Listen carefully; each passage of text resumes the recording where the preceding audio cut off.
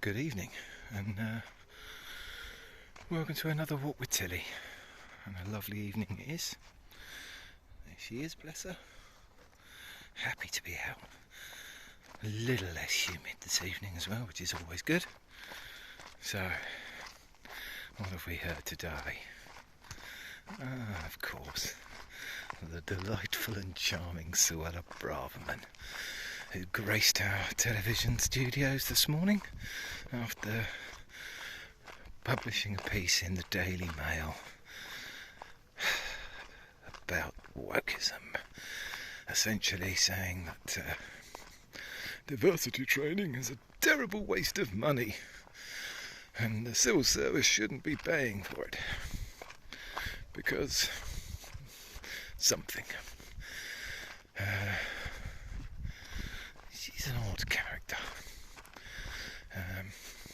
Well, it certainly appears to me she's odd. Obviously of immigrant descent, and quite clearly of the opinion that no one needs diversity training. But I don't think that's what she actually thinks. I think she's just saying it because it appeals to a certain section of the Conservative Party, and she's decided she's going to get on the Truss bus, hoping perhaps to keep her position as Attorney General, although she's certainly a compliant Attorney General, I suppose, if that's what you need. Hills, keep going, good girl. But she's oh, you're alright, girl. She's essentially trying to suggest that diversity training is not required because there is diversity. It's just odd. It doesn't really make any coherent sense. There are arguments you could have about diversity training. There have been a couple of studies done that are published that suggests it isn't terribly effective. It doesn't actually increase diversity, and as generally the hierarchical senior group within most organisations is middle class white men, they get a bit nervy when some of the more obvious flaws in the systems that they put in place and in how they recruit and promote staff are highlighted, and some of the reasoning why. That can evidently, according to, again, only a couple of studies, have actually end up having a negative effect. But she didn't quote any of that. She wasn't actually going to stake her colours to the mast in any real way. She just wanted to state something that I think, my best guess is that she thought would appeal to the likely voter for Liz Truss, who would certainly probably, well, evidently it's difficult to tell because they don't know exactly. They don't even know exactly how many there are. Tilly, this way. No, you want to go that way, okay? This way, Tilly, come on. Good girl. This way, good girl. That was very lucky. There was a deer there. I don't know if you caught a glance of it, but Tilly missed it. She smelt it, but she didn't see it, so that was good. Anyway, yes, there are. They don't know exactly how many Conservative Party members there are. The best current guesses are somewhere around less than 200,000. 130 to 140, I believe, is the most widely published or quoted figure.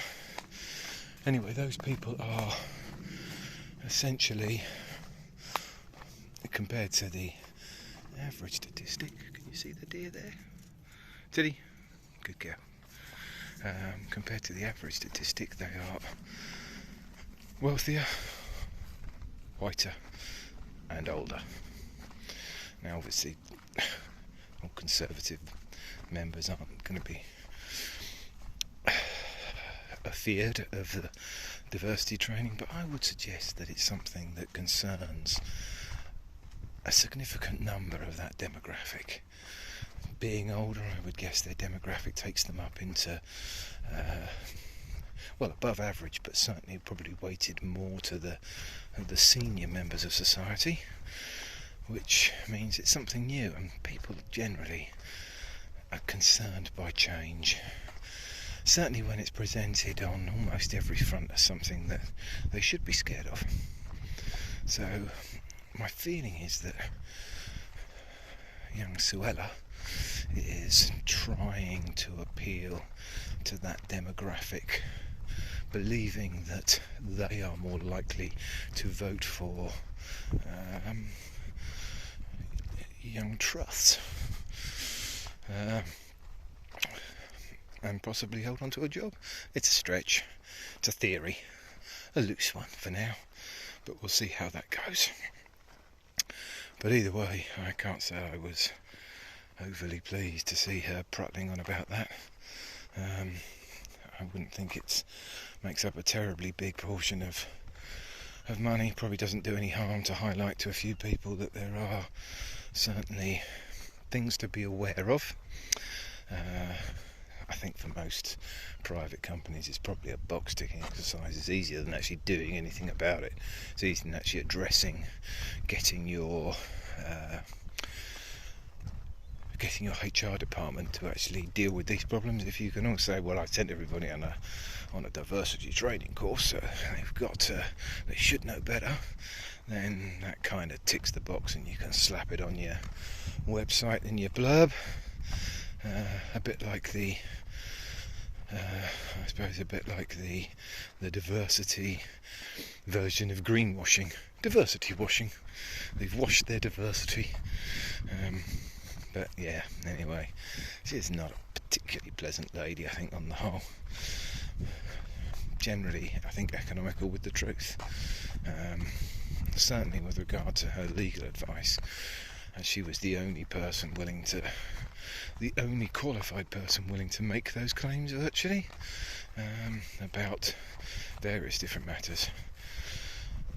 So anyway, let's see what happens. Let's see if young Liz Truss makes the cut. Doesn't say anything additionally stupid. Well, she obviously struggles with that because she does put a foot in it. But she's learned the Johnson technique of it doesn't really matter if you say it. If people don't like it, roll it back, blame other people, and say you never said it. Which is essentially what she's done about her policy to pay people out of central London. Come on, Tills, less money in the civil service. Despite that being exactly what her policy was and her having discussed it before. Another liar. It's not good. Not good out of the blocks. Definitely concerning. But anyway, that's my thoughts on that particular matter.